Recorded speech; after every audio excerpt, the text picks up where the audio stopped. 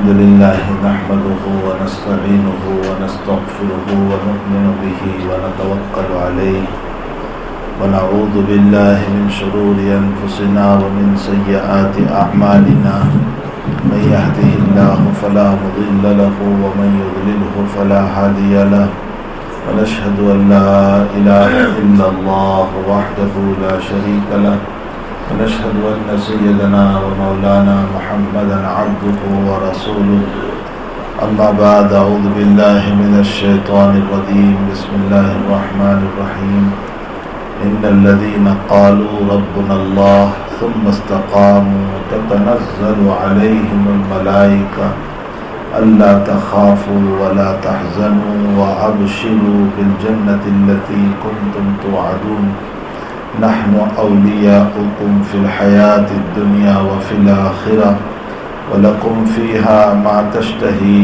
أنفسكم ولكم فيها ما تدعون نزلا من غفور رحيم.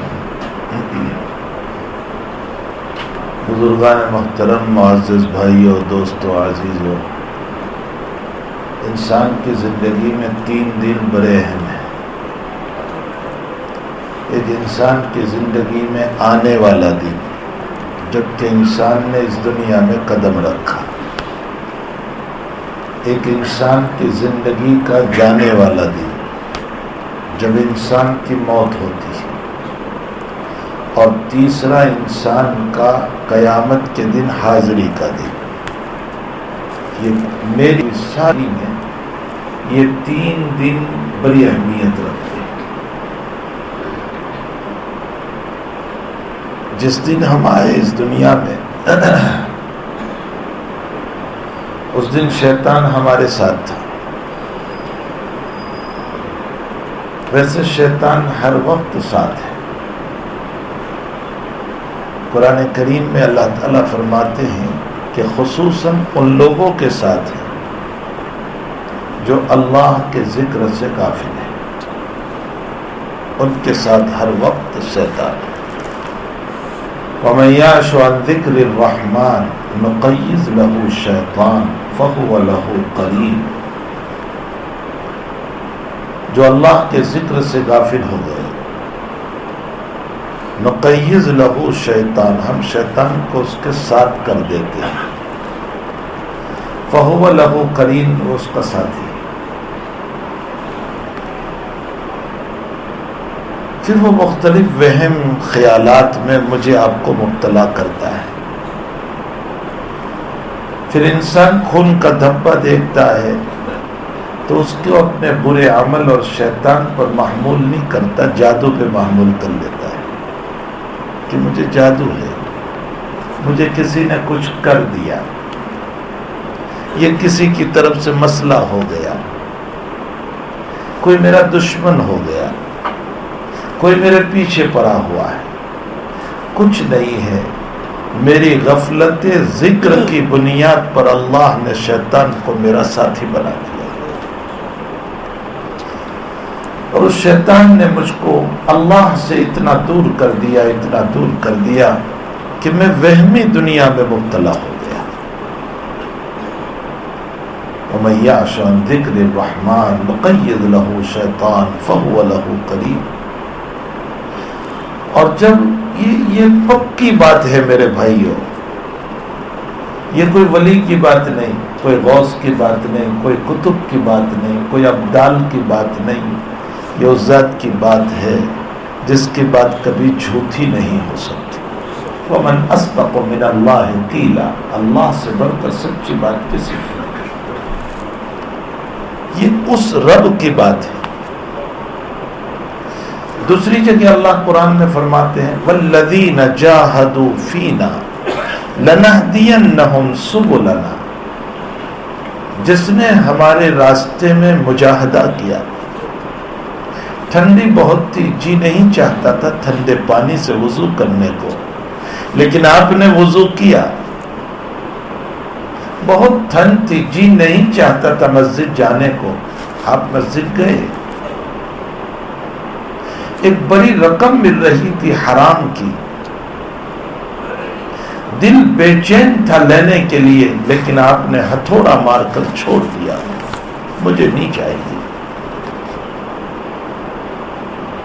اخلاق کے بعد میں کسی نے میرے ساتھ برا معاملہ کیا تھا، میرا جی چاہتا تھا میں اس کا گلا پکڑ کے ماروں اس کو، نہ صحیح میں ماروں، کمزور ہوں، کسی کو پیسے دے کر مرواؤں، لیکن اپنے ذات پر کنٹرول کر لیا، نہیں کیا۔ والذین جاہدوا، یہ سارے مسائل اس میں، جس نے ہمارے راستے کا مجاہدہ کیا، لنہدینہم سبلنا۔ ہمارے حضرت اقدس تھانوی رحمۃ اللہ علیہ نے اتنا پیارا ترجمہ فرمایا۔ حضرت تھانوی رحمۃ اللہ علیہ فرماتے ہیں ہم اس کے لیے راستے آسان کر دیں گے، لنہدینہم سبلنا، ہم اس کے لیے دین کے راستے آسان کر دیں گے۔ آگے کیا فرمایا؟ وَإِنَّ اللَّهَ لَمَعَ الْمُحْسِنِينَ، اللہ ان لوگوں کے ساتھ رہے گا۔ یہاں اللہ فرماتے ہیں کہ اللہ ان لوگوں کے ساتھ رہے گا جو ذکر سے غافل ہے، شیطان ساتھی ہے، اور جو اللہ کے دین پر چل رہا ہے اللہ اس کے ساتھ ہے۔ اب متعین ہمیں کرنا ہے کہ اللہ کو دوست بنانا ہے یا شیطان کو دوست بنانا ہے۔ اگر شیطان کو دوست بنانا ہے تو پھر غفلت والی زندگی پر ہم آ جائیں، اور اگر اللہ کو دوست بنانا ہے تو پھر ہم رب چاہی زندگی پر آ جائیں۔ والذین جاہدوا فینا لنہدینہم سبلنا وان اللہ لمع المحسنین۔ پکی بات ہے یہ کسی ولی غوث کی بات نہیں، یہ اللہ کی بات ہے کہ میری معیت اس کے ساتھ رہے گی، میں اس کے ساتھ رہوں گا۔ میرے بھائیو، دوستو، بزرگوں، جب یہی بات ہے کہ اگر غفلت پر، اسی لیے بخاری شریف میں روایت ہے جناب رسول اللہ صلی اللہ علیہ وسلم فرماتے ہیں اپنے گھروں کو قبرستان نہ بناؤ، اپنے گھروں میں نماز پڑھو، اس کو قبرستان نہ بناؤ۔ حضرت کا اشارہ ہے اس بات کی طرف کہ مرد فرائض تو مسجد میں پڑھیں گے، لیکن اپنے نوافل اور سنن کو گھر میں پڑھو۔ عورتوں کو چاہیے کہ گھروں میں نماز کا ماحول رکھیں۔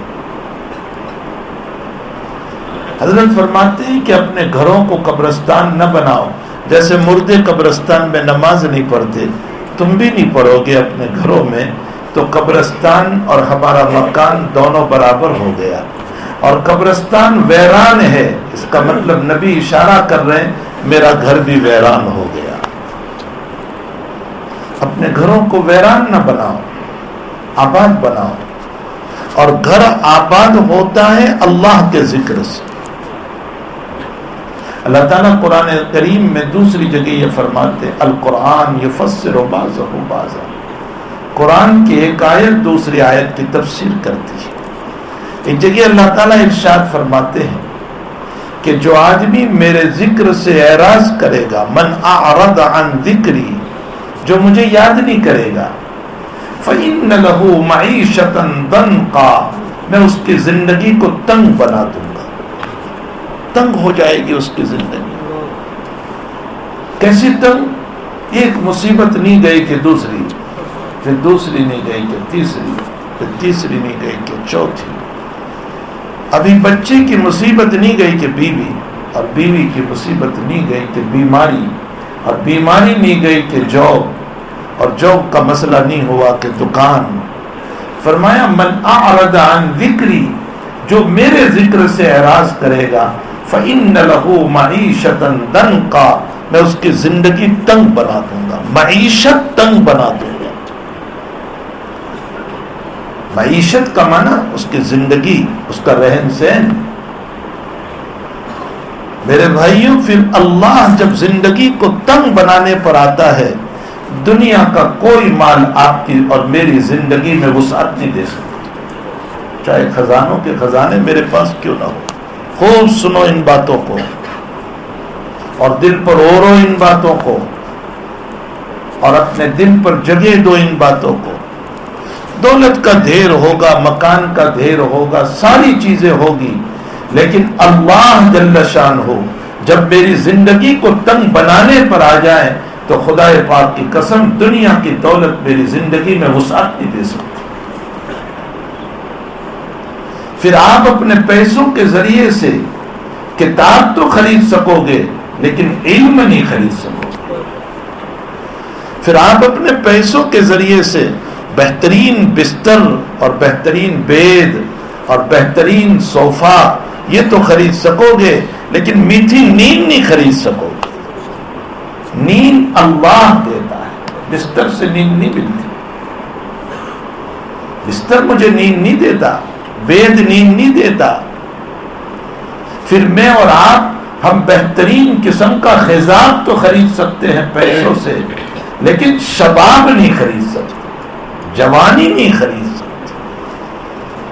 خضاب ہے, شباب نہیں آ سکتا. پھر میں اور آپ اپنی دولت کے ذریعے سے بہترین کپڑے تو خرید سکتے ہیں لیکن حسن و جمال نہیں خرید سکیں گے. جمال اور چیز ہے. پھر میں اور آپ بہترین قسم کا کھانا تو خرید سکتے ہیں, اے سی تو لگا سکتے ہیں, اپنے مکان کو شاندار تو بنا سکتے ہیں لیکن خدا پاک کی قسم قلب سکون نہیں خرید سکتے. من اعرض عن ذکری فإن له معیشۃ ضنکا. تم میرے ذکر سے اعراض کرو گے میں تمہاری زندگیوں کو تنگ کر دوں گا, حالات میں ڈال دوں گا. تمہیں خوف, پھر کبھی پارٹیوں کا خوف, پھر کبھی غیروں کا خوف, پھر کبھی دشمن کا خوف, پھر کبھی اندر کا خوف, پھر کبھی باہر کا خوف. زندگی آج ہماری زندگی تنگ ہو چکی ہے. ہر فرد کو اٹھا کر پوچھے, صرف ہونٹوں کی مسکراہٹ ہے, دل سب کے رو رہے ہیں. میں بھی رو رہا ہوں, آپ بھی رو رہے ہیں, سب کے دل رو رہے ہیں. کیوں؟ اللہ کے ذکر سے ہم کافی ہو گئے. من اعرض عن ذکری فإن له معیشۃ ضنکا ونحشرهم یوم القیامۃ اعمی. اور قیامت, یہ تو دنیا کا مسئلہ ہوا کہ زندگی تنگ ہو گئی. وَنَحْشُرُهُمْ يَوْمَ الْقِيَامَةِ أَعْمَى. اور قیامت میں ہم تمہیں نابینا اٹھائیں گے. وَنَحْشُرُهُمْ, ہمارے حضرت مولوی صاحب رحمۃ اللہ علیہ فرمایا کرتے تھے, اے لوگوں میری اس محنت کے ذریعے سے میں تمہارے دلوں کو اللہ کے ذکر پر لانا چاہتا ہوں. ہمارے حضرت جی یوسف صاحب رحمۃ اللہ علیہ فرمایا کرتے تھے, اپنے دلوں کو اللہ کے ذکر سے آباد کرو, اللہ ہمارے مکانوں کو نور سے آباد کرے گا. اگر ہم نے اپنے قلب کو اللہ کے ذکر سے آباد کیا, اللہ ہمارے مکانوں کو نور سے بھر دے گا, روشنی سے بھر دے گا. لیکن آج ہماری زندگیاں غفلت. علماء نے لکھا ہے کہ جنتی جب جنت میں جائے گا, جنت میں کوئی غم نہیں, لا خوف ولا هم عنها, کوئی غم نہیں وہاں. جنت غم کی جگہ ہے ہی نہیں. روایتوں میں ہے نبی علیہ السلام سے ایک دیہاتی سوال کر رہے ہیں, یا رسول اللہ کیا جنت میں کھیتی ملے گی؟ جی حضرت نے فرمایا ملے گی کھیتی, اس لیے کہ اللہ نہ کہے گا تو دل دکھے گا, اس میں ایسا نہیں ہو سکتا. فرمایا ہاں ملے گی. لیکن حال کیا ہوگا؟ حضور پاک صلی اللہ علیہ وسلم فرماتے ہیں اللہ اس کو زمین دے گا, اس کو بیج بھی دے گا, وہ یوں لے کر کے چلے گا ڈالتا ہوا, واپس آئے گا تو بڑے بڑے درخت ہو جائیں گے. اس کو کیا کرے گا وہ؟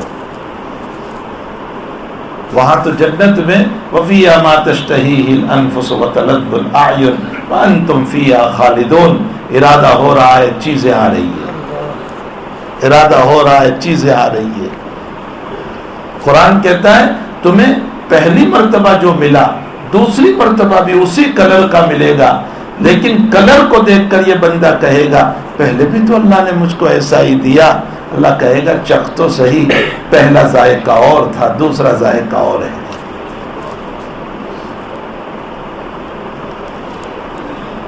تو وہاں تو اسی لیے آقا صلی اللہ تعالی علیہ وسلم صلاۃ الکسوف پڑھانے لگے، سورج گرہن کی نماز۔ حضرت نماز میں آگے چلے پھر پیچھے ہٹے۔ صحابہ نے نماز کے بعد فرمایا یا رسول اللہ صلی اللہ علیہ وسلم، ہم نے آپ سے وہ عمل دیکھا جو اس سے پہلے نہیں دیکھا، نماز میں چلنا۔ حضرت نے فرمایا کہ میں جو آگے چلا اس کی وجہ یہ تھی کہ اللہ نے جنت کو کھولا تھا اور میرے سامنے انگور تھے جنت کے، گریپس۔ فرمایا میں آگے اس لیے بڑھا تاکہ انگور کا خوشہ لے لوں۔ حضرت فرماتے ہیں اگر میں لے لیتا تو قیامت تک میری امت کھاتی رہتی، اس لیے کہ جنت کی نعمت میں فنائیت نہیں ہے۔ اسی لیے ریاض الجنہ جو ہے نا، ذات اقدس صلی اللہ علیہ وسلم کے مزار اقدس کے پڑوس کی جو زمین ہے جس کو ہم ریاض الجنہ کہتے ہیں، اس کو ریاض الجنہ کیوں کہا گیا؟ بعض کہتے ہیں کہ یہ ٹکڑا جنت سے آیا۔ اس پر محدثین نے سوال کیا کہ اگر جنت سے آیا ہے تو جنت میں بھوک نہیں لگتی، یہاں تو بھوک لگتی ہے، تو پھر یہ جنت کا ٹکڑا کیسے ہوا؟ ہمارے اکابر نے اس کا جواب دیا، فرمایا کہ جو عشق سے خالی ہوگا بھوک کا احساس اسے ہوگا، ورنہ ریاض الجنہ میں بیٹھے اس کے مولا کے ساتھ تو اس کو بھوک نہیں لگتی۔ حافظ ابن حجر عسقلانی نے جواب لکھا ہے، اس کے مولا کے ساتھ بیٹھے، اور تجربہ ہے کہ آپ صبح سے شام تک بیٹھے رہو، کوئی بھوک کا احساس نہیں آپ کو ریاض الجنہ۔ اور بعضوں نے کہا کہ یہ زمین جنت میں جانے والی ہے، اور بعضوں نے کہا کہ اس میں جو نماز پڑھے گا وہ جنت میں جائے گا۔ ہمارے حضرت شاہ ولی اللہ صاحب محدث دہلوی رحمۃ اللہ علیہ جو ہمارے سرخیل ہے، ہماری سند کی بنیاد ہے، حضرت یہ فرماتے ہیں کہ یہ تقریریں چھوڑ دو تم کہ جنت سے آیا یا جنت میں جائے گا۔ شاہ ولی اللہ صاحب فرماتے ہیں ذات اقدس صلی اللہ علیہ وسلم کی قبر مبارک خود جنت ہے، تو جنت سے ملا ہوا تقرا ریاض الجنہ ہے۔ حضرت کی برکت ہے یہ تو۔ اسی لیے حضرت نے فرمایا کہ میرے حجرے سے لے کر میرے منبر تک کی جو جگہ ہے، اور یہی وہ جگہ ہے جو ذات اقدس سے ملی ہوئی جگہ ہے، فرمایا اس بنیاد پر اس کو ریاض الجنہ کہا گیا ہے، اس لیے کہ ذات اقدس صلی اللہ علیہ وسلم کا جسد اطہر جس زمین مبارک سے لگا ہوا ہے وہ زمین کعبۃ اللہ سے افضل ہے۔ اس کی وجہ یہ ہے کہ کعبہ پتھر ہے اور ذات اقدس صلی اللہ تعالی علیہ وسلم تمام مخلوق میں اعلیٰ و افضل ہے، بلند و بالا ہے، امام الانبیاء ہے۔ تو آپ کا جسد مبارک جس زمین سے لگا ہوا ہے وہ زمین مبارک جو ہے وہ کعبۃ اللہ سے افضل ہے، بلکہ علماء نے لکھا ہے کہ عرش سے افضل ہے۔ اور اس کی وجہ یہ ہے کہ عرش اللہ کا مقام ہے، لیکن اللہ بیٹھتا نہیں ہے عرش پر، اس لیے کہ اللہ کا بیٹھنا ثابت کرو تو پھر اللہ مخلوق ہو جائے گا، اور اللہ مخلوق نہیں ہو سکتا۔ تو عرش ضرور ہے، لیکن عرش اللہ کی ذات کی بلندی بتانے کے لیے ہے، نہ یہ کہ بیٹھنے کے لیے ہے۔ اور جب عرش پر اللہ بیٹھتا نہیں تو عرش خالی ہوا، اور عرش مخلوق ہے، اور مخلوق کا تقابل اور مخلوق کا کمپٹیشن جب ذات اقدس صلی اللہ علیہ وسلم سے کریں گے تو ذات اقدس کا مقام عرش سے بھی افضل ہے۔ اس لیے شاہ ولی اللہ صاحب رحمۃ اللہ علیہ فرماتے ہیں کہ یہ تقریر چھوڑو کہ جنت میں جائے گا یا جنت سے آیا ہے، فرمایا جسد اطہر سے لگا ہوا ہے اس لیے اس کو ریاض الجنہ کہا گیا۔ بہرحال میرے بھائیوں، میں یہ کہہ رہا تھا کہ آپ دنیا کی چیزوں سے آپ اسباب خرید سکتے ہیں لیکن اندر کی مایا نہیں خرید سکتے۔ یہی وجہ ہے کہ قرآن کی ایک آیت پر آپ غور فرمائیں، اللہ کہتے ہیں یوم لا ينفع مال ولا بنون، قیامت کا دن وہ ہے جس دن تمہیں مال بھی کام نہیں آئے گا اور اولاد بھی کام نہیں آئے گی۔ ہائے ہائے ہائے، جس کے لیے بہت دوڑتے ہیں، بہت دوڑتے، ایک دوڑ لگی ہوئی ہے میری صبح بھی اس کے پیچھے، میری شام کی بھی اس کے پیچھے، ایک دوڑ لگی۔ قرآن میں اللہ دوڑنے والوں کا نقشہ کھینچ کر بڑی عجیب مثال دیتے ہیں۔ اللہ تعالیٰ قرآن میں فرماتے ہیں کہ وہ انسان جو غافل ہو کر اللہ سے، غفلت میں آ کر جو دولت اور دنیا کے پیچھے دوڑتا ہے، اس کی مثال ایسی ہے کمثل الظمآن ماء يحسبه الظمآن ماء حتى إذا جاءه لم يجده شيئا ووجد الله عنده فوفاه حسابه والله سریع الحساب۔ اس کی مثال یوں سمجھو، جو اللہ نقشہ کھینچ رہا ہے نا، ہم جب بہت دھوپ پڑتی ہے نا اور روڈ پر جب سفر کرتے ہیں تو دور سے روڈ چمکتا ہوا نظر آتا ہے۔ اب لوگ گاڑی میں جاتے ہیں تو آپ کو دور سے روڈ جو ہے نا وہ پانی نظر آتا ہے، پانی۔ تو ایک پیاسا آدمی، ظمآن کہتے ہیں اس آدمی کو جس کو بہت پیاس لگی ہے، زبان گلے کو آ لگی، اس کو ظمآن کہتے ہیں۔ وہ پیاسا آدمی جس کو شدید پانی کا تقاضا تھا، اس نے چمکتے ہوئے روڈ کو پانی سمجھا اور دوڑ لگائی کہ چلو وہاں پانی ہے، لیکن جب وہاں پہنچا تو وہ پانی نہیں تھا۔ پھر آگے چمکتا ہوا نظر آیا، پھر پانی سمجھا۔ شام تک دوڑتا ہی رہا، دوڑتا ہی رہا، دوڑتا ہی رہا، یہاں تک کہ دھوپ پڑنا بند ہو گیا تو روڈ کا چمکنا بھی بند ہو گیا۔ اللہ نقشہ کھینچتے ہوئے کہتے ہیں اسی طرح تم بھی صبح سے پانی کی طرح چمکتے ہوئے روڈ کو دولت سمجھ کر دوڑتے ہی رہے، دوڑتے ہی رہے، یہاں تک کہ بڑھاپا آ گیا، زندگی کی شام ہو گئی اور قبر میں تم پہنچ گئے۔ فوفاہ حسابا، اللہ نے تیرا نامہ اعمال تجھے پیش کر دیا کہ یہ ہے تیری زندگی کا خلاصہ۔ واللہ سریع الحساب، اللہ بہت جلد حساب لینے والا ہے، بہت جلد حساب لینے والا ہے۔ تو میرے بھائیو، دوستو، بزرگوں، من عارض عن ذکری فإن له معیشۃ ضنکا، میرے ذکر سے اعراض کرو گے تو میں تمہاری زندگی کو، میں معیشت کو تنگ کر دوں گا۔ وَنَحْشُرُهُمْ يَوْمَ الْقِيَامَةِ أَعْمَى، اور میں قیامت میں تمہیں نابینا اٹھاؤں گا۔ تم یوں کہو گے وَقَدْ كُنْتُ بَصِيرًا، ارے میں تو دنیا میں بہت دیکھنے والا تھا، یہ کیا ہو گیا؟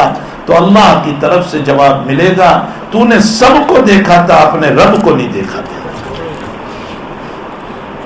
تو نے بہت کچھ دیکھا لیکن اپنے مالک کو تو نے نہیں دیکھا۔ تو دنیا میں اللہ نے ہمیں جس دن بھیجا وہ سب سے اہم دن ہے، لیکن اسی دن شیطان ہمارے ساتھ۔ حدیث شریف میں آتا ہے کہ بچہ جب پیدا ہوتا ہے نا تو شیطان چوکے مارتا ہے، اللہ کے نبی علیہ السلام فرماتے ہیں، لیکن انبیاء اس سے محفوظ، انبیاء کو نہیں مار سکتا۔ اور اس کا حل ہم کو یہ بتایا گیا کہ جب بچہ پیدا ہو تو اس کے ایک کان میں اذان کہو اور ایک کان میں اقامت کہو۔ اذان سے شیطان بھاگتا ہے۔ حدیث شریف میں ہے کہ مسجد کے منارے سے جب اذان دی جاتی ہے تو شیطان زور سے ہوا خارج کرتا ہوا، لہو زورات، ری خارج کرتا ہوا بھاگتا ہے۔ نبی علیہ السلام نے ایک جگہ کا نام بھی لیا کہ مدینے سے وہ اتنا بھاگتا ہے کہ مقام حرہ پر چلا جاتا ہے، اور مقام حرہ مدینہ المنورہ سے 36 کلومیٹر دور ہے۔ فرمایا اذان کی آواز کا بوجھ اتنا پڑتا ہے کہ وہ اتنے دور چلا جاتا ہے۔ کیوں ری خارج کرتا ہے، ہوا کیوں خارج کرتا ہے؟ فرمایا اذان کے کلمات کا بوجھ پڑتا ہے اس پر۔ اور بعضوں نے کہا کہ وہ اس لیے ہوا خارج کرتا ہے تاکہ اذان کان میں نہ پڑے، ورنہ قیامت میں گواہی دینی پڑے گی، اور میں نہیں چاہتا ہوں کہ گواہی دوں۔ حدیث شریف میں ہے کہ مؤذن جب اذان دیتا ہے تو جتنے شجر، حجر، پتھر، دیوار یہ عمارتیں، یہ جتنے سن رہے ہیں قیامت میں گواہی دیں گی. لیکن مؤذن کو بھی چاہیے کہ اخلاص کے ساتھ اذان دے. اذان سے بڑھ کر دعوت کوئی نہیں ہے، جس کو نبی علیہ الصلوۃ والسلام نے سب سے بڑی دعوت کہا. رب هذه الدعوت التامہ، سب سے بڑی دعوت اذان ہے، جس میں توحید بھی ہے، شہادت رب بھی ہے، شہادت رسول اللہ بھی ہے، دعوت نماز بھی ہے، دعوت فلاح بھی ہے، اور اعتراف رب بھی ہے لا الہ الا اللہ سے. اس سے بڑھ کر دعوت کوئی نہیں ہو سکتی. تو جب اتنی اونچی دعوت لے کر کے ایک مؤذن پکار رہا ہے تو اس میں اخلاص بھی ہونا چاہیے. یہ نہیں کہ سیلری مقصود، تنخواہ مقصود. دنیا قدموں میں آئے گی، اپنا رب اپنے سامنے، اپنا اللہ اپنے سامنے. تو ہمیں یہ کہا گیا کہ جس دن بچہ پیدا ہو اقامت کہو، اذان کہو، تہنیک کرو. اس کی تہنیک کسی بزرگ سے، کسی اللہ والے سے، اپنی فیملی میں کوئی صالح عورت ہو، صالحہ عورت ہو، صالح اور نیک آدمی ہو. کوئی ضروری نہیں کہ مولانا ہی ہو، ضروری نہیں ہے. ہماری فیملی میں دیندار لوگ ہوا کرتے ہیں، ان سے ذرا سا کچھ چبا کر کے ذرا بچے کے منہ میں ڈال دیا جائے، نیک فالی لیتے ہوئے کہ ہمارا بچہ بھی نیک بنے. تو ایک دن جب آئے، اور ایک دن زندگی کا سب سے اہم جب دنیا سے جائیں گے، وہ دن بڑا اہم ہے. اور وہ دن وہ ہے کہ جس دن جانے والے کو دنیا چھوڑنے کا غم ہے، اور اس کے ساتھ ساتھ اولاد چھوڑنے کا غم ہے، اور تیسری طرف ملائکہ سامنے ہے، اور مناظر سامنے ہے. ہمیں نہیں معلوم کہ اس کا فیصلہ جنت ہو رہا ہے یا جہنم ہو رہا ہے. اللہ اپنا فضل فرما کر ہمارے لیے جنت کا فیصلہ کرے، ورنہ بہت کتھن گری ہے. فخر الدین رازی، آپ نے نام سنا ہوگا، اتنا بڑا مفسر ہے، اتنا بڑا مفسر ہے کہ تفسیر شروع کرنے سے پہلے فخر رازی نے کہا تھا کہ اگر رب کریم مجھ سے تفسیر کا کام لے تو میں صرف بسم اللہ پر 1000 مسائل لکھوں گا. اور واقعتاً آپ نے بسم اللہ پر مسائل لکھنے شروع کی. علماء جانتے ہیں ان کی تفسیر کو، فخر رازی کی تفسیر، تفسیر رازی. لیکن حال یہ ہے کہ وفات کے موقع پر بے چین ہے اور اضطراب میں ہے، اور نا کی صدائیں لگا رہے ہیں. اور پوچھنے پر فرمایا کہ شیطان یوں کہہ رہا ہے کہ تو میرے ہاتھوں سے بچ گیا، تو میں یوں کہہ رہا ہوں کہ ابھی نہیں بچا جب تک کہ آخری سانس پر لا الہ الا اللہ نہ ہو جائے. ابھی نہیں بچا ہوں میں. ہاں وَمَن يَعْشُ عَن ذِكْرِ الرَّحْمَٰنِ نُقَيِّضْ لَهُ شَيْطَانٌ فَهُوَ لَهُ قَرِينٌ. وہ ہر وقت پھر ساتھ رہتا ہے. اور اس کی تدبیر سمجھ میں نہیں آتی ہم کو. آپ نے نام سنا ہوگا سید الطائفہ جنید بغدادی رحمۃ اللہ علیہ، کتنا بڑا ولی، ولی کامل. ایک مرتبہ ایک انسان مل گیا، پوچھا بھائی تم کون ہو؟ کہا وہی ہوں جس پر تم لا حول پڑھتے ہو، جس پر تم لا حول پڑھتے ہو. یعنی شیطان ہوں. شیطان جب تک دنیا میں تھا، اس لیے کہ انسانوں سے پہلے دنیا میں جنوں کی بستی تھی، تاریخ یہ بتا رہی ہے. لیکن ان کی شرارتیں اور بغاوت رب کے اوپر اللہ نے ان کو اٹھا کر سمندروں کی طرف ڈال دیا، جنگلوں میں ڈال دیا. اسی میں یہ ابلیس تھا، اس کا نام ابلیس تھا. رب کریم نے آسمانوں میں اس کو اٹھایا چونکہ یہ عبادت گزار تھا، یہ عبادت گزار. حسن بصری رحمت اللہ علیہ کے حالات میں لکھا ہے کہ نماز پڑھ رہے تھے اور کچھ لوگ دیکھ رہے تھے حضرت کی نماز کو کہ کتنے خشوع خضوع سے نماز پڑھ رہے تھے. اور نماز کے بعد حضرت نے دیکھا کہ یہ لوگ مجھے دیکھ رہے ہیں میری نماز پر. تو حضرت نے اپنے دل کی طرف مخاطب ہو کر کہا اپنے نفس کو کہ ان لوگوں کے دیکھنے سے تو خوش نہ ہو جانا. کیا تجھے نہیں معلوم کہ شیطان نے 4000 سال تک عبادت کی تھی پھر بھی مردود قرار دیا گیا. ہاں میرے بھائیو، اپنی عبادت پر ناز نہ کرو. کوئی چیز نہیں میری اور آپ کی عبادت. منت منے کہ خدمت سلطان ہمیں کنم، منت شناس کے بادشاہ ترا بخدمت داش. یہ احسان نہ جتاؤ کہ میں نے تیری نماز پڑھی اور میں نے چلے 4 مہینے لگائے اور میں نے یہ کام کیا اور یہ کام کیا. فرمایا احسان مان اللہ کا کہ تجھے توفیق عطا فرمائے. ساری زندگی میں رگڑتا رہوں اور یہ نکل جائے پھر بھی رب کی ایک نعمت کا حق ادا نہیں ہو سکتا. ایک نعمت کا حق ہم کیا اللہ کے سامنے ناز کریں. غزوہ بدر کے اندر اللہ کے حبیب نے صفیں درست کی اور خیمے میں تشریف لائے اور دعا میں مشغول ہو گئے.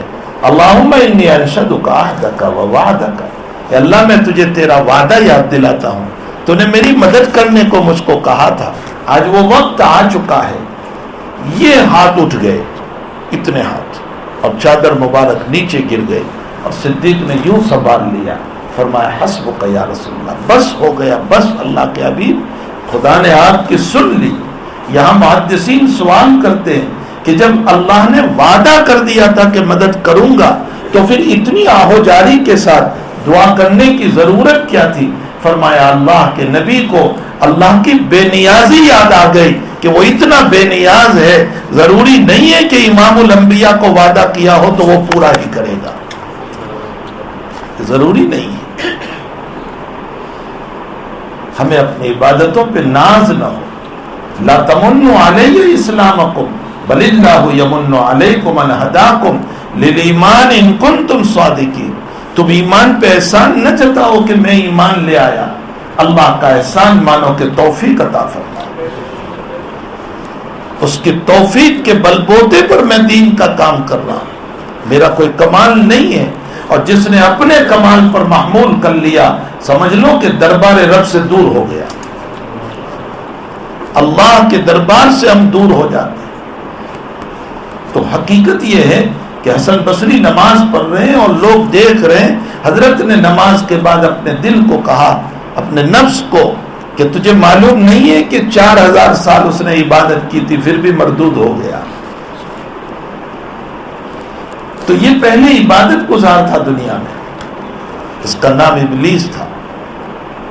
پھر اللہ نے اس کی عبادت کے نتیجے میں آسمان میں اٹھایا تھا اس کو، اور اس کا نام ملائکہ کے نام پر رکھا گیا جو عزازیل تھا.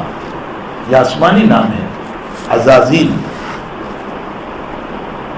اور پھر جب اس کو دنیا میں اتارا گیا دوبارہ تو اس کا نام شیطان، مردود ہوا، رد درگاہ ہوا.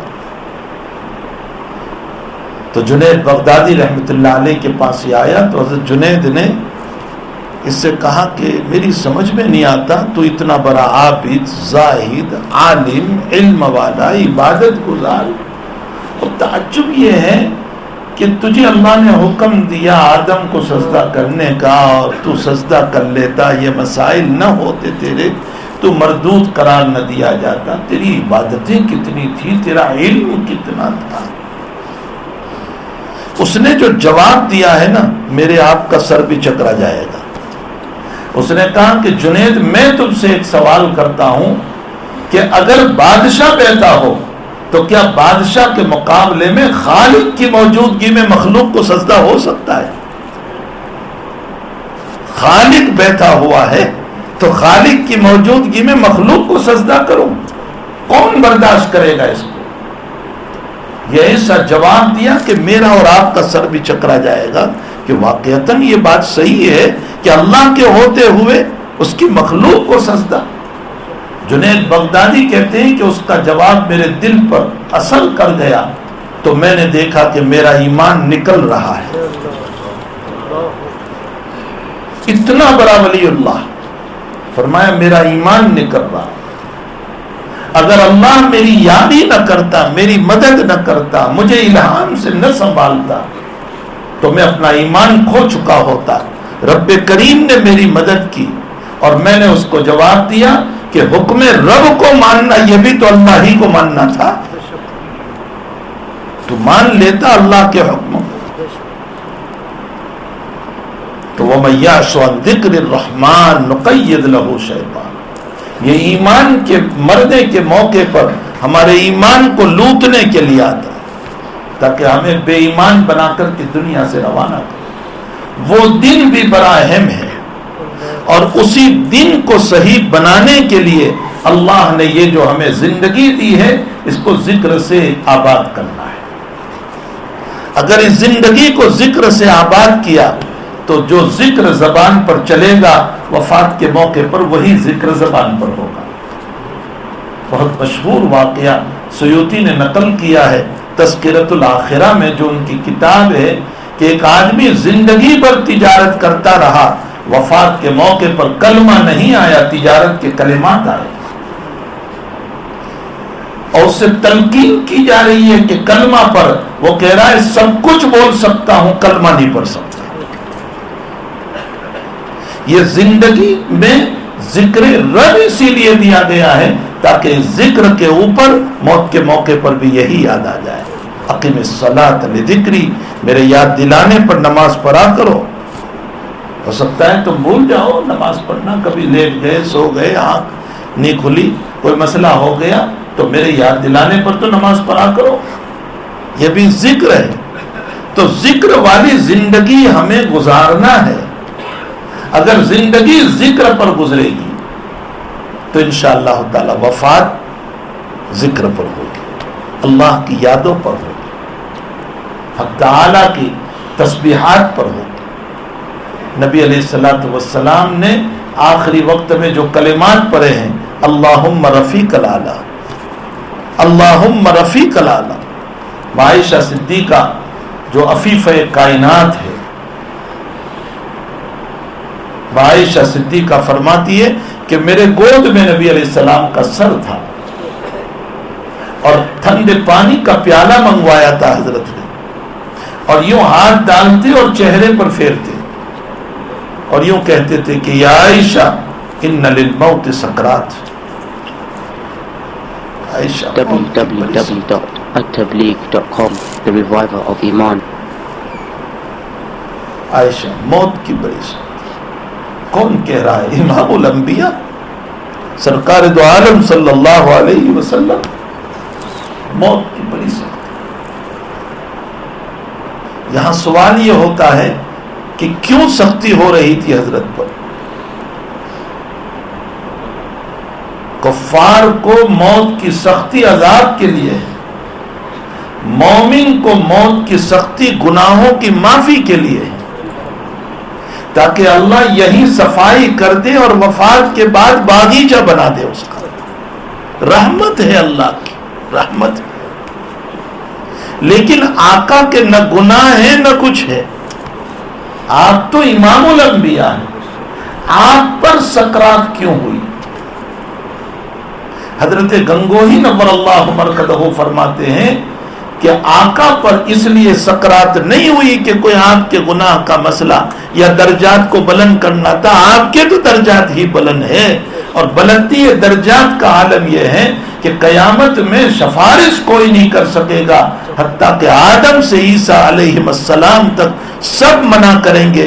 اگر کوئی سفارش کرے گا تو محمد الرسول اللہ صلی اللہ علیہ وسلم. جنت آپ کھولیں گے, اللہ اپنے عرش پر آپ کو بٹھائے گا, سارے مقامات آپ کو مل چکے ہیں, پھر سکرات کیوں ڈالی گئی؟ حضرت گنگوئی فرماتے ہیں کہ اس کی وجہ یہ ہے کہ امت میں کسی کو سکرات ہو, کسی کی ماں کو, کسی کے ابا کو, کسی کی بیوی کو, فرمایا کہ وہ پریشان نہ ہو, اپنے نبی کی سکرات یاد کر لے تاکہ تسلی ہو جائے. حضور پاک صلی اللہ علیہ وسلم نے امت کے خاطر تسلی بھی برداشت فرمائی کہ میری امت کو صبر آ جائے ہمارے خاطر، تاکہ مجھے یہ یاد آ جائے کہ میرے آقا صلی اللہ علیہ وسلم کو بھی سکرات ہوئی. یا عائشہ ان للموت سکرات، عائشہ موت کی بڑی سختی.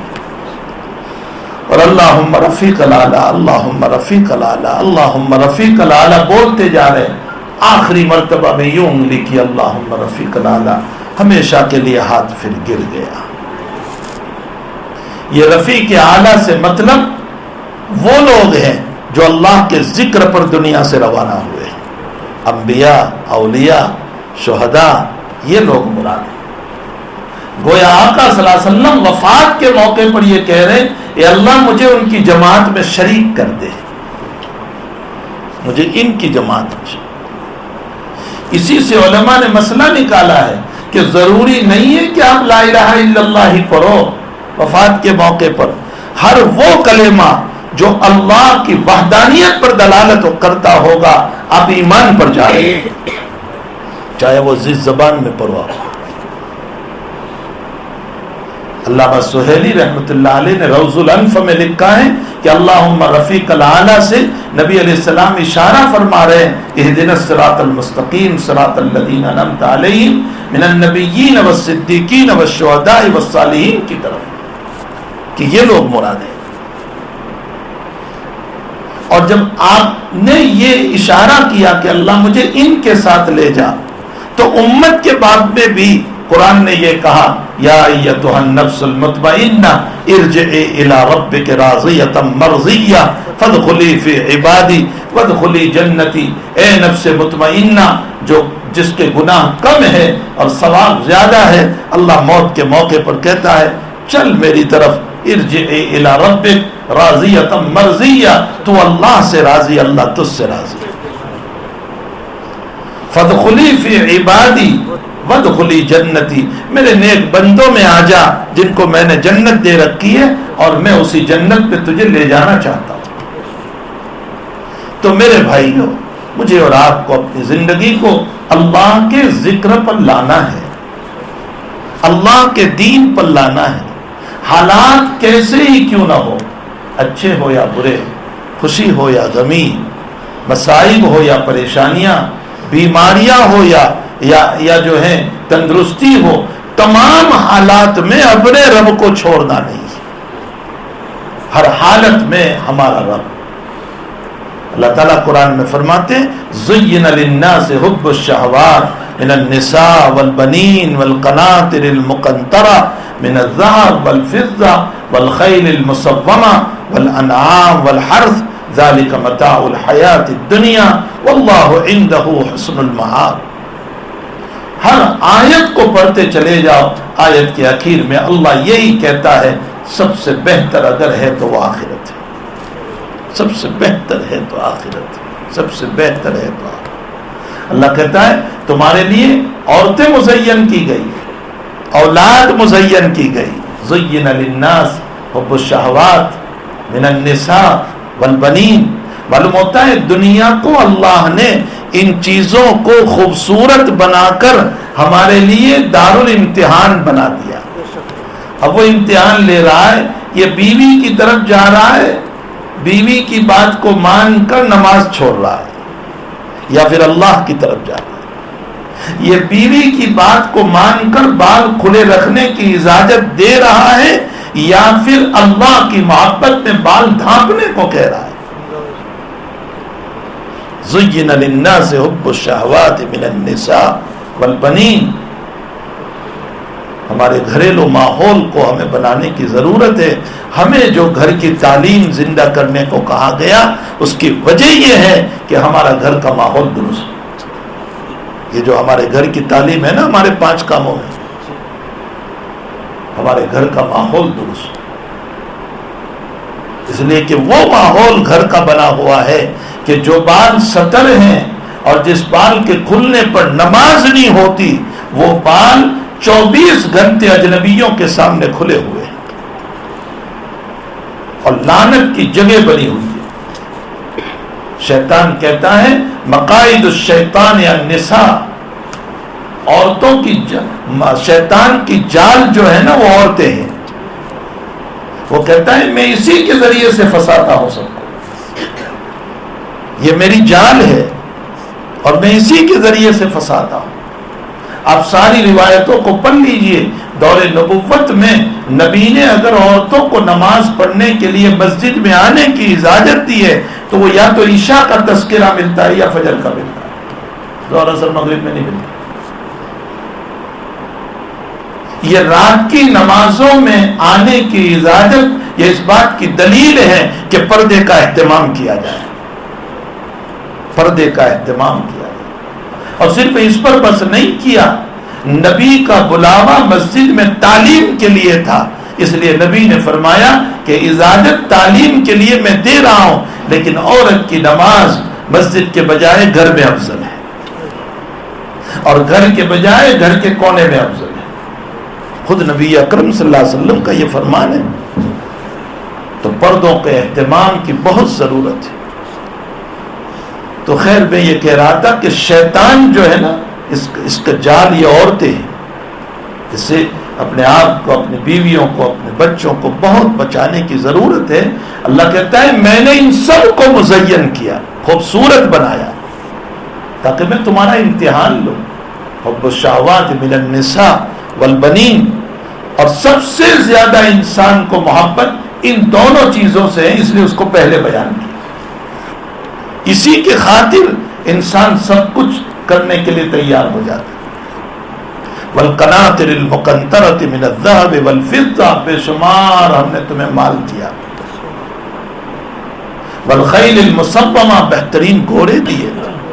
والانعام والحرث، کھیتیوں کا سامان دیا تمہیں. یہ سارا اس لیے دیا ہے تاکہ میں تمہیں آزماؤں کہ تم اس میں مبتلا ہو کر رب کو بھولتے ہو یا رب کو یاد کر کے اس کو کبھی چھوڑتے ہو. ذالک متاع الحیات الدنیا، خوب یاد رکھو یہ دنیا کے استعمال کا سامان ہے. متاع کس کو کہتے ہیں؟ عربی زبان کے اعتبار سے متاع بولتے ہیں چولہے کا چیتھرا، جانتے ہیں نا، جس سے ہم برتن پکڑتے ہیں. وہ ضرورت کے لیے ہوتا ہے پھر رکھ دیا جاتا ہے. اللہ نے قرآن میں اس کو متاع کہا اور فرمایا کہ دنیا ضرورت کی چیز ہے، اس کو دل میں نہ جانے دینا. علامہ رومی فرماتے ہیں کہ پانی کشتی کے لیے ضروری ہے، اس کے بغیر کشتی چل نہیں سکتی، لیکن کشتی کے باہر پانی اچھا ہے، اگر کشتی میں چلا جائے تو بربادی ہے. دنیا انسان کی ضرورت کے لیے ضروری ہے، اس کے بغیر زندگی نہیں گزر سکتی. کھانا کہاں سے لاؤ گے، پینا کہاں سے لاؤ گے، کپڑا کہاں سے لاؤ گے، مکان کہاں سے لاؤ گے، بیوی بچوں کی ضرورتیں کہاں سے لاؤ گے، مسجد کی تعمیر کیسے ہوگی، مدارس کیسے چلیں گے، یتیموں کا تعاون کیسے ہوگا، بیواؤں کی مدد کیسے ہوگی. مال کی ضرورت ہے لیکن مال کو ضرورت کے درجے میں رکھو، اس کو دل میں نہ جانے دو ورنہ تباہی آ جائے گی. یہ ضرورت ضرور ہے، ضرورت کے درجے میں، اس کو اندر میں نہ جانے دو. تو موت کا وقت وہ وقت ہے کہ جس وقت ہر ایک انسان کے اپنے لالے پر تھے. قرآن اس کا نقشہ کھینچتا ہے وَالْتَفَّتِ السَّاقُ بِالسَّاقِ إِلَىٰ رَبِّكَ يَوْمَئِذٍ الْمَسَاقُ. یہ پاؤں پر پاؤں مار رہا ہے، دوائیں بیکار ہو چکی ہے، اور اب کیا کہا جا رہا ہے کوئی تعویذ کرنے والا. وَالْتَفَّتِ السَّاقُ بِالسَّاقِ إِلَىٰ رَبِّكَ يَوْمَئِذٍ الْمَسَاقُ. اور اس کے بعد یہ قرآن خود نقل کر رہا ہے کہ یہ کہہ رہا ہے کہ ہے کوئی رقیہ پڑھنے والا کہ ذرا رقیہ پڑھ دیں اس پر، ذرا یاسین پڑھ دیں اس کے پاس بیٹھ کر، اس کی روح کا نکلنا آسان ہو جائے. ہاں میرے بھائیوں، ہم نے ایسے بھی مرنے والے دیکھے ہیں. میں نے خود دیکھا ہے کہ 3 دن ان کی روح تڑپتی رہی، 3 دن روح نکل نہیں رہی تھی اور بے چین تھے. اس کی بے چینی ہم سے دیکھی نہیں جا رہی تھی. اور لوگ یاسین پڑھ رہے ہیں، قرآن پڑھ رہے ہیں، اور حال اس کا یہ ہے کہ اس کے گلے سے آواز نکل رہی ہے. اس کی وجہ یہ تھی کہ اس نے سود کو اپنی اولاد سمجھا تھا. یہ اس انسان کا حال تھی. وہ یوں کہا کرتا تھا کہ سود میری اولاد ہے تو موت کا عالم میری ان نظروں نے دیکھا ہے کہ 3 دن تک اس کا گلا بولتا رہا. اللہ ایسی موتوں سے ہماری حفاظت فرمائے. ہم اس طرح دنیا سے جائیں کہ اللہ کا پروانہ ہمیں مل رہا ہو. ارجعی الی ربک راضیۃ مرضیہ فادخلی فی عبادی وادخلی جنتی. آجا میرے بندے میں تجھ سے راضی تو مجھ سے راضی. میری جنت تیرے لیے میں کھول کر رکھتا. لیکن یہ کس کے لیے ہوگا؟ میں نے آیت پڑھی ان الذین قالوا ربنا اللہ. جس نے یوں کہا اللہ ہمارا رب ہے ثم استقاموا پھر جم گیا. ایسا جمع کہ دنیا کے حالات اس کو ہلا نہیں سکے. غریبی بھی آئی, بیماریاں بھی آئی, مسائل بھی آئے, پریشانیاں بھی آئی, FIR بھی درج ہوئے اس کے خلاف, اور نہ معلوم کیا کیا سازشیں اس کے خلاف ہونے لگی, اور جیل کے خطیروں میں بھی اس کو کھڑا کیا گیا, اور ذلتیوں کے پہاڑ توڑے گئے اس پر.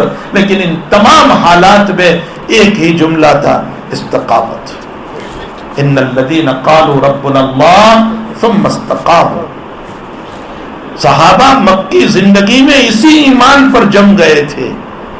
یہ وقت نہیں ہے ورنہ میں صحابہ کے ایمان کو کھولتا کہ مکی زندگی کے ان کے واقعات کو پڑھو کہ وہ خباب رضی اللہ تعالیٰ عنہ نبی کے خدمت میں آ کر کہہ رہے ہیں حضرت میرا بدن تو دیکھیے کہ ساری چمڑی آگ سے جل چکی ہے. اور کیا کہہ رہے ہیں؟ روایت میں ہے بخاری شریف میں حضرت کے پاس چادر تھی اور حضرت اپنی چادر کو یوں ٹیک لگا کر کے غمگین بیٹھے ہوئے تھے اپنے صحابہ کے حالات میں. اور خباب پہنچے اور فرمایا یا رسول اللہ ان کے لیے بد دعا کر دیجئے نا, میرا بدن تو آپ دیکھو. اور حضرت کیا فرما رہے ہیں, خباب اتنی سی مصیبت پر بد دعا کرا رہے ہو, تم سے پہلے لوگوں پر زندہ آرے چلا دیے اور ان کی آہ بھی نہ نکلی. نبی علیہ السلام کہہ رہے ہیں ان کے ٹکڑے کر دیے گئے اور ان کی آہ بھی نہ نکلی. آپ بلال کے حالات پڑھو. جب ہم بلال کے حالات پڑھتے ہیں کہ پیٹ پر وہ گرم پتھر رکھا گیا ہے جو دھوپ سے تو گرم تھا ہی, آگ پر بھی گرم کیا گیا, اور پھر اس کو پیٹ پر رکھا گیا اور نیچے بھی ریت گرم ہے اور اوپر بھی. بعض مورخین نے لکھا ہے وہ پتھر اتنا گرم ہوتا تھا کہ اگر گوشت بھنا جائے تو بھن جائے گا, ایسے گرم پتھر کو اس پر رکھا جاتا تھا. اور احد احد کے نعرے بلال کی زبان سے نہیں چھوٹے. یہ ہے استقامت. ان الذین قالوا ربنا اللہ ثم استقاموا. دنیا کے حالات نے ان کو دین سے نہیں ہٹایا. اسی لیے ہمارے حضرت شیخ مولانا زکریا صاحب رحمۃ اللہ علیہ فرمایا کرتے تھے کہ بھائی مدینے میں آنے کے بعد جب اذان آئی ہے تو خواب تو عبداللہ ابن زید ابن عبد ربہ نے دیکھا تھا اذان کا, لیکن مؤذن نبی نے بلال کو بنایا. فرمایا اللہ نے بلال کو بنایا, زبان نبی کی ہے, حکم اللہ کا ہے. فرمایا کیوں؟ حضرت شیخ رحمۃ اللہ علیہ فرماتے ہیں اس کی وجہ یہ ہے کہ اللہ نے یوں کہا میرے محبوب مکی زندگی میں پتھروں پر سو کر احد کا نعرہ غمیوں میں بلال نے لگایا تو خوشیوں میں بھی میرا بلال ہی نعرے لگائے گا. حضرت شیخ اس نقطے کو لکھ کر فرماتے ہیں جو غمیوں میں رب کو یاد کرتا ہے اللہ خوشیوں میں اس کو یاد کرتا ہے. جو غمیوں میں رب کو یاد کرے گا اللہ اس کو خوشیوں میں یاد کرے گا. تو ان الذین قالوا ربنا اللہ ثم استقاموا. جم جاؤ میرے بھائیوں, حالات کیسے ہی آئیں ہماری نماز نہ چھوٹے, ہمارا دین نہ چھوٹے, دولت کا ڈھیر آ جائے حرام کے ہیں میں اپنا دین نہ چھوڑوں, لات مار دوں اس کو. میری غریبی کو میں برداشت کروں گا, میرے فقر و فاقہ کو میں برداشت کروں گا, لیکن حرام کا لقمہ نہیں اٹھاؤں گا. ثم استقاموا. جم جاؤ. نبی علیہ السلام کے بال سفید ہو گئے. ابو بکر صدیق فرماتے ہیں اللہ کے حبیب پاک صلی اللہ علیہ وسلم میری آپ کی عمر میں تو کوئی فرق نہیں ہے, 1 سال کا فرق ہے, آپ کے یہ بال سفید ہو گئے. فرمایا سورہ ہود نے مجھے برہا کر دیا. سورہ ہود میں کیا تھا؟ اللہ تعالیٰ فرماتے ہیں فاستقم کما امرت, فاستقم کما امرت, جیسے حکم دیا گیا ویسے جم جاؤ دین پر. تو ان الذین قالوا ربنا اللہ ثم استقاموا تتنزل علیہم الملائکہ. تو اب کیا ہوگا؟ مرتے وقت فرشتے آتے ہیں ہمارے پاس. تتنزل علیہم الملائکہ. وہ کیا کہتے ہیں ہم کو؟ اللہ تخافوا، غم نہ کر، غم نہ کر، فکر مت کر، چل ہمارے ساتھ. اللہ تخافوا ولا تحزنوا، کوئی خوف کوئی غم نہیں، چل دنیا اللہ نے بہت بڑی تیرے لیے رکھی ہے. وابشروا بالجنۃ التي كنتم توعدون، اور اس جنت کی طرف جس کی رب نے وعدہ کیا تھا. پھر کیا کہتے ہیں؟ نحن اولیاؤکم فی الحیات الدنیا. فرشتے کہتے ہیں جب تو نیک عمل کرتا تھا نا ہم تیرے ساتھ تھے دنیا میں، تو ہم کو نہیں دیکھتا تھا لیکن ہم ساتھ تھے. وفی الآخرہ، اور اب بھی ساتھ چلیں گے. وَلَكُمْ فِيهَا مَا تَشْتَهِي أَنفُسُكُمْ وَلَكُمْ فِيهَا مَا تَدَّعُونَ. اب تیری چاہت پر اللہ عطا کرے گا. اور آگے نزلا من غفور الرحیم، یہ مہمانی ہے رب کریم کی طرف سے. تیرا میزبان اللہ ہے اور تو اللہ کا مہمان ہے. میزبان جس شان کا ہوتا ہے اسی شان کی مہمانی کرتا ہے. جب رب اتنا بڑا ہے تو وہ اپنے بندے کی میزبانی کتنی زبردست کرے گا. وہ قبر کی میزبانی کیا ہوگی؟ وہ قبر کی میزبانی وسعت، وہ قبر کی میزبانی ٹھنڈی ہوائیں، وہ قبر کی میزبانی نمازوں کا انسانی شکل میں آ کر تسلی دینا، روزوں کا انسانی شکل میں آ کر تسلی دینا، زکوٰۃ اور حج کا، تقویٰ اور طہارت کا قبر میں آ کر اس کو تسلی دینا، اور اللہ کی طرف سے اس کو جنت کی جگہ بتانا، اور یہ کہنا کہ اے میرے بندے جب قیامت ہوگی تو یہ تیری جگہ ہوگی. تو میرے بھائیو دوستو بزرگوں، ہمیں اس موت کی تیاری کرنا ہے. ہمیں اپنی ایک اچھی موت کو بنانے کے لیے اس دنیا کو جو مزرعۃ الآخرہ ہے، آخرت کی کھیتی ہے، ہمیں اس کو بہترین بنانا ہے تاکہ وفات کے موقع پر ہم دنیا سے بہترین زندگی لے کر اللہ کے دربار میں حاضر ہو. اور یہ ساری چیزیں میں ایک مثال دیا کرتا ہوں، میں نے ابھی گزشتہ جمعہ کو بھی یہ مثال دی تھی کہ دیکھو دنیا کے اندر میرے پاس ایک بیڈ روم کا مکان ہو. اب تو لوگ فلیٹوں کو پسند کرتے ہیں، اس لیے یہ مثال دے دوں کہ ایک بیڈ روم کا مکان ہے کسی کے پاس چھوٹا سا، اور اس کو حاجی صاحب آ کر کے یوں کہیں کہ چلو ہم تم کو ایک بہت بڑا بنگلہ دے رہے ہیں، اس میں 6-7 بیڈ روم ہیں، بڑا ہال بھی ہے، بہت شاندار، اس کے چاروں طرف پھول بھی ہے، اور اس کی چابی میں نے آپ کو دے دی. آپ بتائیے کہ جو ایک بیڈ روم میں رہنے والا آپ نے اس کو بنگلے کا مالک بنا دیا تو اس کو کتنی خوشی ہوگی. آپ اس کی خوشی کا اندازہ لگا سکتے ہیں. جب یہ مثال آپ کی سمجھ میں آ گئی تو اس آیت کو بھی سمجھ لو. اللہ کہتا ہے نزلا من غفور الرحیم. اور میرے بندے دنیا میں چاہے تیرے پاس کتنا ہی کچھ نہ تھا لیکن اس تمام دولت کے باوجود تو تنگی میں تھا، تیری زندگی تنگ تھی. اب آجا قبر کے بعد اور قبر کے اندر میں تجھے وسیع مکان عطا کرتا ہوں. تو میرے بھائیو اس کے لیے ہمیں اپنی آخرت کی تیاری کرنا ہے. اللہ نے اس گئے گزرے دور میں ہمیں جو ایک دعوت کا کام دیا ہے، جو ایک چلتا پھرتا مدرسہ ہے، جو ہماری ایک محنت ہے، جو ہمارے اکابر کا لگایا ہوا ایک پودا ہے، جو ہمارے اکابر کا لگایا ہوا ایک درخت ہے جو ساری دنیا میں پھل دے رہا ہے. یہ عظیم المرتبت درخت جو اللہ نے ہم کو دیا ہے، اس کے سائے میں بیٹھ کر ہمیں اپنے رب کو راضی کرنا ہے. تو اس کے لیے میرے بھائیوں ہمارے پاس وقت مانگا جاتا ہے. ہماری ترتیبیں ہوا کرتی ہے، 3 دن کی بھی جماعت چلتی ہے، 10 دن کی بھی جماعت چلتی ہے، چلے کی بھی جماعت چلتی ہے، 4 مہینے کی بھی ہمارے تقاضے ہوا کرتے ہیں. اور مدرسوں میں تو علماء سے سال بھر مانگا جاتا ہے. خیر، تو ہماری یہاں کی اس علاقے کے جو تقاضے ہوں گے، آپ کو حالات نہیں معلوم ہے دنیا کے حالات کیا ہے، کس طرح لوگ مرتد ہوتے جا رہے ہیں، دین سے دور ہوتے جا رہے ہیں، ایمان کو چھوڑتے جا رہے ہیں. ایسے وقت میں میرا اور آپ کا تھوڑا سا وقت لگ جائے گا، میری بھی زندگی بنے گی، میرے بھائی کی بھی زندگی بنے گی، اور ہمیں آخرت کی فکر نصیب ہو جائے گی. تو اس کے لیے بتائیں بھائی کون تیار ہے؟ پہلے وہلہ میں 4 مہینے کے لیے بتائیں بتائیں بھائی، ہمت کر کے بتائیں. فاروق بھائی ماشاء ماشاء اللہ.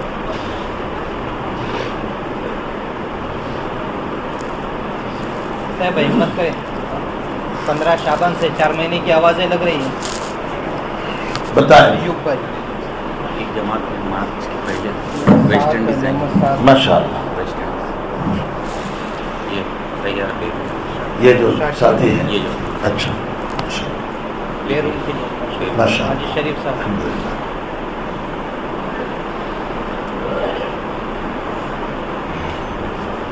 بس بھائی میں فرانس کے مرکز پر جب گیا اور میری وہاں بات ہوئی تو وہاں کے امیر صاحب نے مجھ کو اس کے بعد بات کے بعد جب ہم ان کے کمرے میں گئے تو مجھے 22 پاسپورٹیں بتائی اور یہ کہا کہ یہ پاسپورٹ ہمارے پاس رکھی ہوئی ہے. ان پاسپورٹ والوں کا کہنا ہے جب بھی تقاضا آئے ہمیں لے لو. جب بھی تقاضا ہے یعنی ہمارے پاس ان کی پاسپورٹ محفوظ ہے، بس ہمیں صرف اطلاع کرنا ہے کہ فلاں جگہ کا تقاضا ہے، چلنا ہے. یہ صحابہ کا مزاج تھا کہ جب بھی تقاضا آتا تھا فوراً تیار ہو جاتے تھے. فہان صاحب جی ماشاء اللہ. میں حاجی صاحب رمضان کے ناز سے مارچ سے. ویسٹ انڈیز بیرون.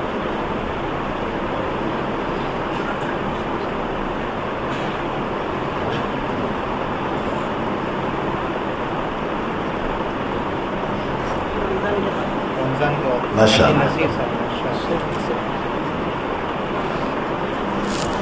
نماز پڑھ. 9 بجے کا اعلان کیا ہے. اوہو، مجھے آپ نے کہاں بتایا پہلے، ورنہ میں بات اور کھینچ لیتا. ہے؟ بہت وقت ہے. میں وہی تو کہہ رہا ہوں، آپ نے مجھے کہا نہیں، میں سمجھا نماز کا وقت تو ہو گیا. یہ تو 9 کہہ رہے ہیں. ابھی بات لمبی اس لیے انہوں نے اعلان کروایا مغرب. لیکن تم مجھے بتا دیتے. اور کوئی ہمت کر رہا ہے؟ بتائیں بھائی، چلے کے لیے بتائیں. ہمت کر کے دعائیں لینی ہے حضرت سے، انشاءاللہ اللہ نکلنا آسان کر دے گی. جی کھڑے ہو ماشاءاللہ. بتائیں قبول بھائی. کریں. ماشاء اللہ. عبید بھائی جامع مسجد سے چلے کی ایک جماعت. ایک جماعت. ماشاء اللہ. عمران نگر سے ایک جماعت. ماشاء اللہ. بھائی عمر ویکیشن میں.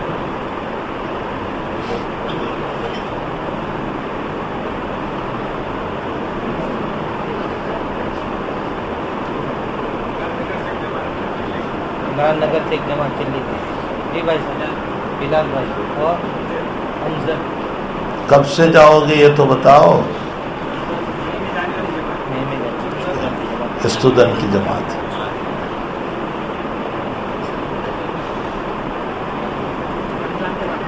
رمضان کے بعد 4 مہینے ماشاءاللہ اللہ قبول کرے. مارچ سے. ماشاء اللہ. مارچ سے انشاءاللہ. بتائیں بھائی، چھٹیوں میں طلبہ اسٹوڈنٹ بھی بتائیں. بتائیں جی. بہت فضیلت ہے تمہاری جوانوں کی. شاب نشأ فی عبادت اللہ تعالی. نبی فرماتے ہیں جس کی جوانی اللہ کی عبادت میں گزری اللہ اپنے عرش کے سائے میں رکھے گا. بتائیں جو اسٹوڈنٹ ہیں وہ بھی اپنا نام پیش کریں.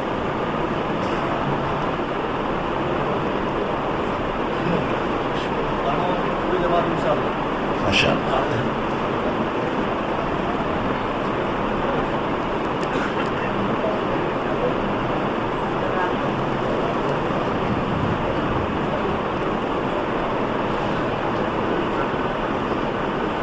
بھائی وہ مسجد کے باہر صحن میں بیٹھے ہیں، ان کی کوئی آواز نہیں آ رہی ہے. ہمت کرے بھائی.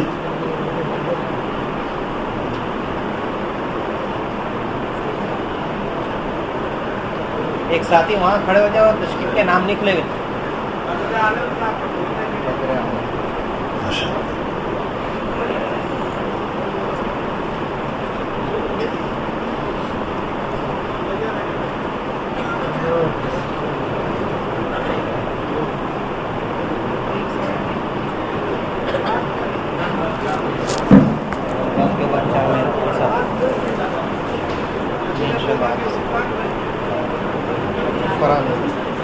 دیکھو وہ 3 بچے ہیں.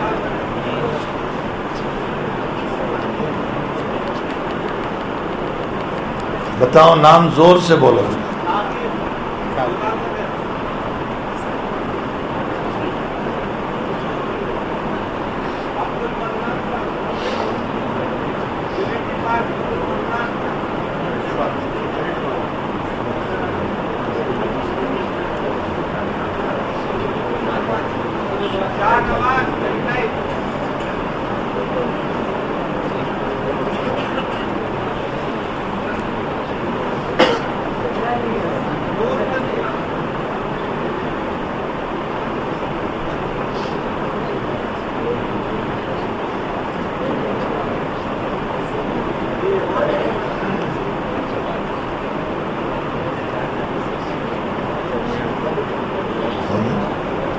اور بھائی دیکھو گشت پہ پابندی سے آئے، اپنا گز اپنے قریب کا گز پابندی سے آئے اور تعلیم کے حلقوں میں بیٹھے، حدیث شریف سنیں گے، اپنے دلوں پر برکتیں ہوں گی.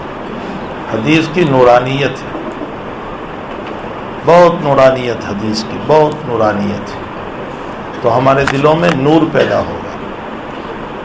مجھے ایک علمی بات ہے، مجھے ایک سوال یاد آیا. اللہ تعالیٰ کہتے ہیں یوم لا ينفع مال ولا بنون، قیامت کے دن نہ مال کام آئے گا نہ اولاد، الا من اتى اللہ بقلب سلیم، مگر وہ انسان جس کا دل صاف ستھرا ہے. قلب سلیم کس سے سلیم؟ گناہوں سے، گناہوں سے جس کا دل پاک ہوگا. لیکن بندے کو مکلف بنایا ہے کہ اپنے دل کو صاف کر، گناہوں سے توبہ کے ذریعے سے، استغفار کے ذریعے سے گناہوں سے بچ کر کے اپنے دل کو صاف کر. تو سوال یہ ہوتا ہے کہ ہمارے دلوں کو اللہ کو صاف کرنا چاہیے، ہمیں کیوں حکم دیا؟ اس کا جواب یہ ہے کہ حق تعالیٰ کی تجلی ہمارے قلب پر ہوتی ہے، تو ہم میزبان ہیں اور اللہ مہمان ہے، تو میزبان کو اپنا گھر صاف کرنا چاہیے، نہ کہ مہمان صاف کرے. اس لیے ہمیں اپنے دلوں کو صاف کرنا چاہیے توبہ کے ذریعے سے، استغفار کے ذریعے سے. ہمارے خواجہ عزیز الحسن مجذوب رحمۃ اللہ علیہ، آپ نے نام سنا ہوگا، خواجہ صاحب تو خواجہ صاحب تھے. جب ایک شعر کہا تو حضرت اقدس تھانوی رحمۃ اللہ علیہ نے فرمایا، جب 10-25 روپے تو بہت بڑی چیز تھی اس زمانے میں، جب تنخواہیں 25-30 روپے ہوا کرتی تھی. اس شعر پر حضرت نے فرمایا، خواجہ صاحب آپ کے اس شعر پر جی اتنا خوش ہوا کہ اگر میں صاحب مال ہوتا تو تمہیں 1,00,000 روپے دے دیتا. اور وہ شعر کیا؟ ہر تمنا دل سے رخصت ہو گئی، ہر تمنا دل سے رخصت ہو گئی، اب تو آجا اب تو خلوت ہو گئی. یعنی دنیا کی ساری تمنائیں دل سے رخصت ہو گئی، میرے رب اب تو میرے دل میں تو ہی تو. اور اللہ کی رحمت ایسی ہے، ایسی رحمت اس رب کی، بخاری شریف میں حدیث قدسی میں ہے کہ بندہ جب عبادت کرتا ہے نوافل، تو تمہارے فرائض کو میں پورے کرتا ہوں نوافل سے. فرائض میں جو کمی ہوتی ہے وہ نوافل سے پوری ہوتی ہے. اور فرمایا بندہ جب نوافل میں جی لگاتا ہے تو میں اس کا ہاتھ بن جاتا ہوں، میں اس کا پاؤں بن جاتا ہوں، میں اس کے کان بن جاتا ہوں. حدیث قدسی ہے، یعنی اللہ کہہ رہا ہے. اس کا مطلب یہ ہے کہ وہ بندہ میرے تابع ہو جاتا ہے اور اس کی ہر چاہت مجھ میں فنا ہو جاتی ہے. اگلا جملہ جو اللہ نے کہا ہے، اوہو ما ترددت فی شیء ترددت فی موت المؤمن. اللہ کہتا ہے مجھے کسی چیز میں تردد نہیں ہوتا، لیکن مومن کی روح کو قبض کرنے میں تردد ہوتا ہے. سوال یہ ہوتا ہے کہ تردد تو اس کو ہوتا ہے جس کے پاس علم نہیں. مجھے کل کا علم نہیں ہے تو میں سوچوں کروں یا نہ کروں. اللہ تو علیم بذات الصدور ہے، پھر تردد کا کیا معنی؟ محدثین اس پر فرماتے ہیں کہ اصل میں اللہ تعالیٰ اس مومن بندے کو اپنی نعمتوں میں لے جانا چاہتا ہے. کہ دنیا کے جھمیلوں سے اپنی نعمتوں میں لے جانا چاہتا ہے. اور مومن دنیا میں رہ کر کچھ محبت ہو گئی ہے یہاں اس دنیا سے, جہاں رہتے ہیں وہاں محبت ہو جاتی ہے, تو کچھ محبت ہو گئی ہے, اس کو چھوڑنا اچھا نہیں لگتا. تو اللہ کیا کرتا ہے, اس کو بیماری دیتا ہے پھر اچھا کر دیتا ہے, پھر بیماری دیتا ہے پھر اچھا کرتا ہے, پھر بیماری دیتا ہے پھر اچھا. یہ بیماری اور اچھا, بیماری اور اچھا, اسی کو اللہ نے تردد سے تعبیر فرمایا. یہاں تک کہ اخیر میں بار بار بیمار صحت, اخیر میں بندہ خود ہی کہہ دیتا ہے اللہ مجھے لے لے, اب مجھے تیری طرف چلنا ہے. جب یہ تیار ہو جاتا ہے تو اللہ اس کو اٹھا لیتا ہے تاکہ اس کو دنیا چھوڑنے کی تکلیف نہ ہو. یہ اس رب کریم کی رحمتیں ہیں, اس کی عنایتیں ہیں. اس رب کریم سے ہمیں جی لگانا چاہیے, اس کی یادوں میں اپنا وقت لگانا چاہیے. جنت میں اہل جنت کو کسی چیز کا غم اور صدمہ نہیں ہوگا, لیکن ایک چیز کا صدمہ ہوگا, جو وقت دنیا میں ضائع کیا اس کا صدمہ ہوگا کہ کاش میں اس وقت میں بھی اللہ کو یاد کر کے آیا ہوتا تو جس مقام پر ہوں اس سے اونچا مقام اللہ دیتا. اللہ تعالی ہم تمام کو اللہ کے ذکر کی توفیق عطا فرمائے. درود شریف پڑھ لیجیے. الحمدللہ رب العالمین والعاقبۃ للمتقین والصلاۃ والسلام علی اشرف الانبیاء والمرسلین وعلی آلہ وصحبہ اجمعین. اللہم صلی علی سیدنا حبیبنا وشفیعنا وسندنا مولانا محمد وبارک وسلم. اللہم اجعلنا عندک ولیجہ واجعلنا عندک زلفی وحسن مآب. اللہم ربنا آتنا فی الدنیا حسنہ وفی الآخرۃ حسنہ وقنا عذاب النار. اللہم اعنا علی ذکرک وشکرک وحسن عبادتک. اللہ ہمارے گناہوں کو معاف فرما, ہمارے قصوروں سے درگزر فرما, ہمیں سچے توبہ کرنے والے بنا, ہمیں مومنین میں سے بنا دے, ہمیں مخلصین میں سے بنا دے, ہمیں صالحین میں سے بنا دے, ہمیں عابدین میں سے بنا دے, ہمیں زاہدین میں سے بنا دے, ہمیں توابین میں سے بنا دے, ہمیں تیرے مقربین میں سے بنا دے. اے اللہ ہمارے گناہوں کی نحوست سے, اپنی رحمتوں سے تو ہمیں دور نہ کرنا. اے اللہ تو اپنی رحمتوں سے ہمیں دور نہ کرنا. اللہ تو اپنی رحمتوں سے ہمیں دور نہ کرنا. اے اللہ تیرے یاد کرنے والے بندے تو بہت ہوں گے, لیکن ہمارا تیرے علاوہ کوئی نہیں ہو سکتا ہے. تو ایک ہی رب ہے, تو ایک ہی مولا ہے, تو ایک ہی خالق ہے, تو ایک ہی مالک ہے, تو ایک ہی پالنہار ہے. اے اللہ تو ہی سب کچھ ہے, تو ہی سب کچھ ہے. اے رب, اے آقا, اے مولا, اے پالنہار, ہمارے گناہوں کی نحوست سے, اپنے دینی کاموں سے ہمیں محروم نہ فرمانا, اپنوں سے قریب نہ, اپنوں سے دور نہ فرمانا. اے اللہ ہمیں سچے توبہ کرنے والے بنا دے, ہمارے گناہوں کو معاف کرنے والے بنا دے. اللہ ہمارے گناہوں کو معاف فرما دے, ہمارے صغائر کبائر رات کے اندھیروں میں اور دن کے اجالوں میں. اے اللہ جان کر انجان کر جو کچھ کیا ہے اپنے فضل سے معاف فرما دے. اے اللہ اس گئے گزرے دور میں بھی تیرے دین کا کام جس طرح بھی ہو رہا ہے اور جس کا ہونا تجھے پسند ہے, اے اللہ اس میں قوت عطا فرما, اس میں مضبوطی عطا فرما, اس میں کرنے والوں میں اخلاص عطا فرما, چلنے والوں کو ہمت و قوت عطا فرما, نکلنے والوں کی حفاظت فرما, نکلنے کے بعد ان کے گھر والوں کی حفاظت فرما, ان کے کاروبار میں رحمتیں برکتیں عطا فرما. اے اللہ جن لوگوں نے نام لکھوائے ہیں ان کا نکلنا آسان فرما دے. اے اللہ ان کی ضرورتوں کو اے اللہ تو اپنے فضل سے پورا فرما دے, ان کے اہل و عیال کی تکفل فرما لے, ان کے کاروبار کی حفاظت فرما لے. اللہ بیمار ہیں سب کو شفا عطا فرما. اللہ مرحوم ہو چکے ہیں سب کے اللہ مغفرت فرما. اے اللہ اس وبا کے زمانے میں ہم اپنے بہت سو کو کھو چکے ہیں. اللہ اس مجمع میں کسی کے ابا, کسی کی امی, کسی کے بھائی, کسی کی بیوی, اللہ قبرستان کے قبرستان بھر چکے ہیں. میرے مالک کوئی بچہ یتیم ہو چکا ہے, کوئی بچی یتیم ہو چکی ہے, کوئی عورت جوانی میں بیوہ ہو چکی ہے.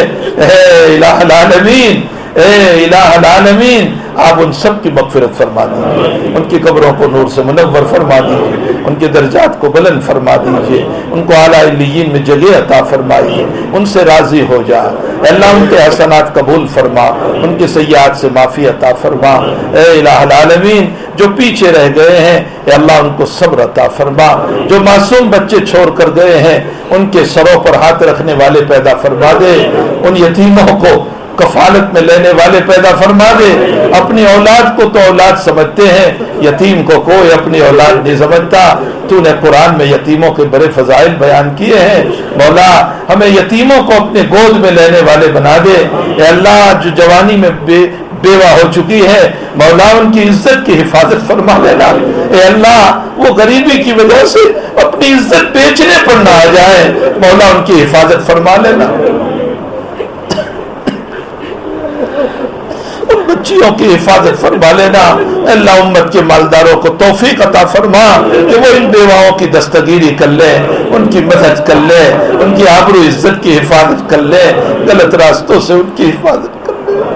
میرے مالک یہ مجمع اے اللہ بڑی تمنائیں لے کر بیٹھا ہوا ہے، ان کے دل کے بڑے ارمان ہیں، اے اللہ ان کے مسائل تو ہی جانتا ہے، ان کی پریشانیاں تو ہی حل کر سکتا ہے۔